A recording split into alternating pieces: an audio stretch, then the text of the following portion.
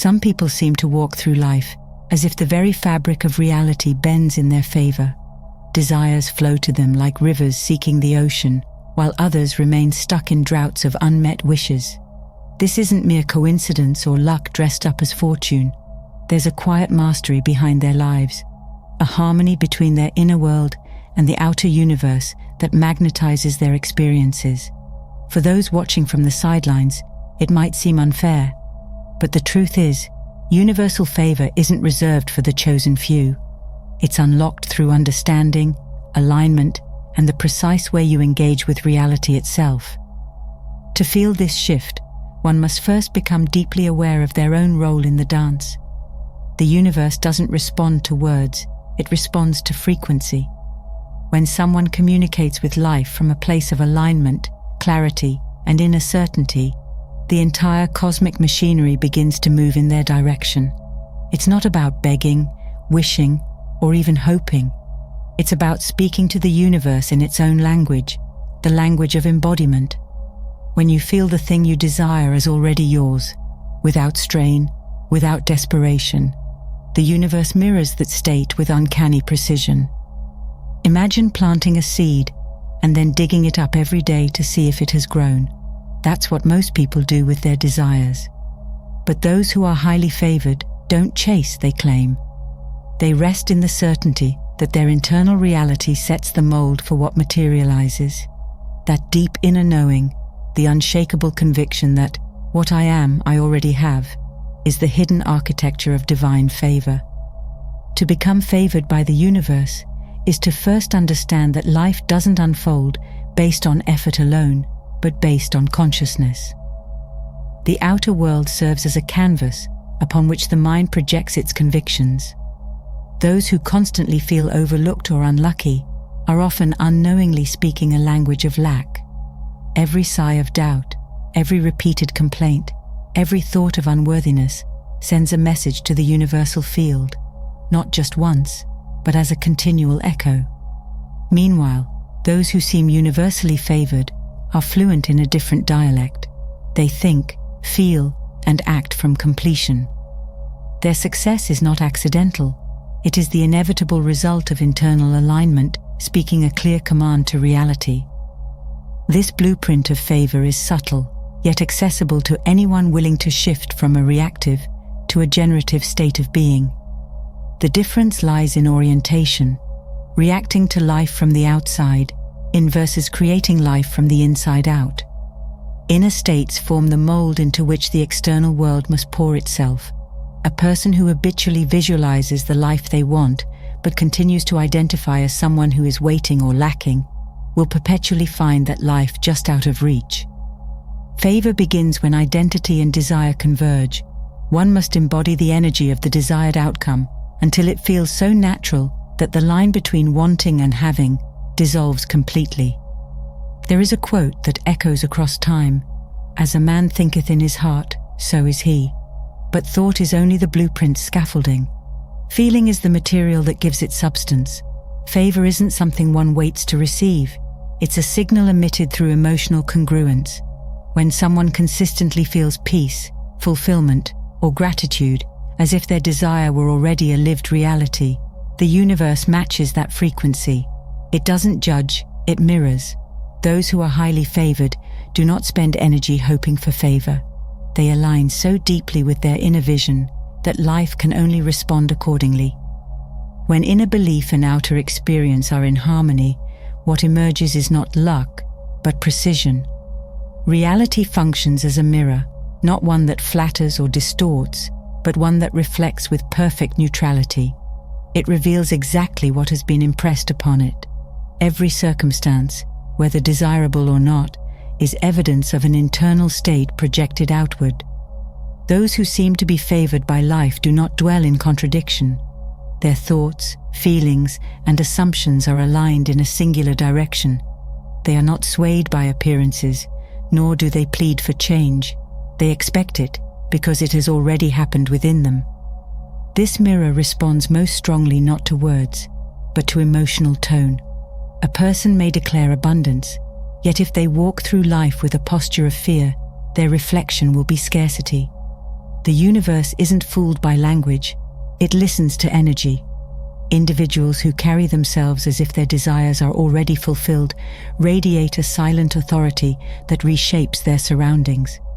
They speak softly, act deliberately, and trust that reality will organize itself to reflect their state.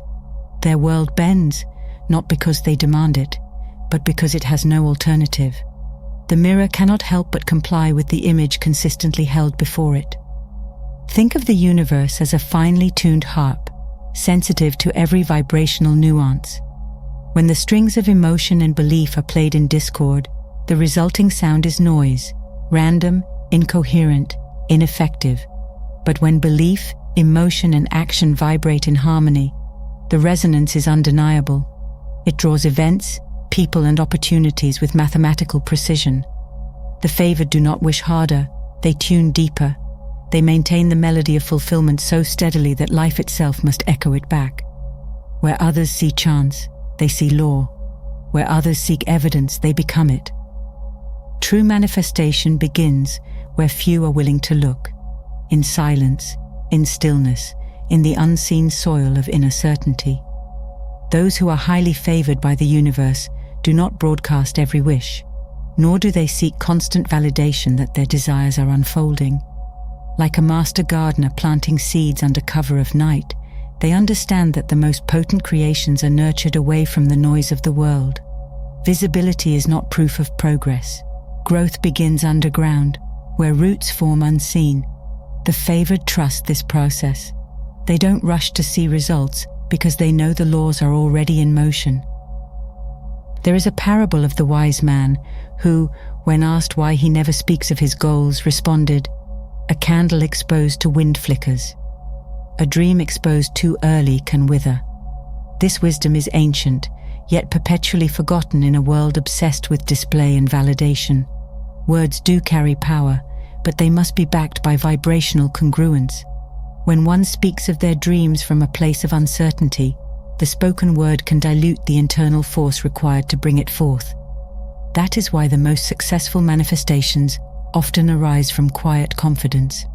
There is no need to convince others when you've already convinced your own subconscious. Silence, in this context, is not passive, it is potent. It creates a magnetic field around the desire, insulating it from doubt and distraction. The favored use their energy wisely, investing it in feeling the end result, not in discussing the journey. Their focus is not on how it will happen, but on embodying the reality that it already has. Like a seed that trusts spring will come, they rest in faith.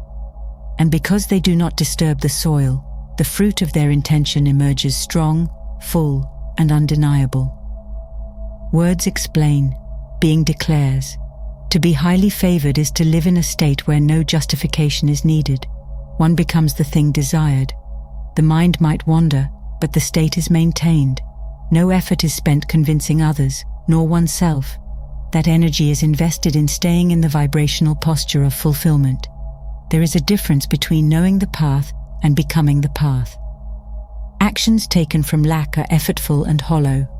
Actions from embodiment are effortless and magnetic. The universe does not grant wishes out of pity, it matches patterns.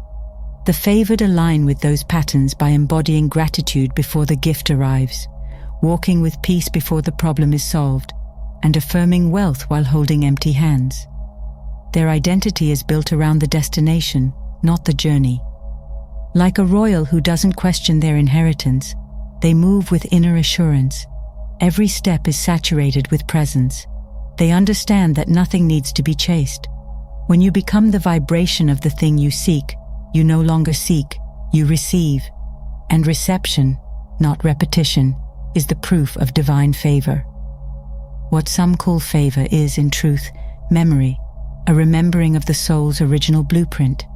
To speak correctly to the universe is to reactivate that divine remembrance.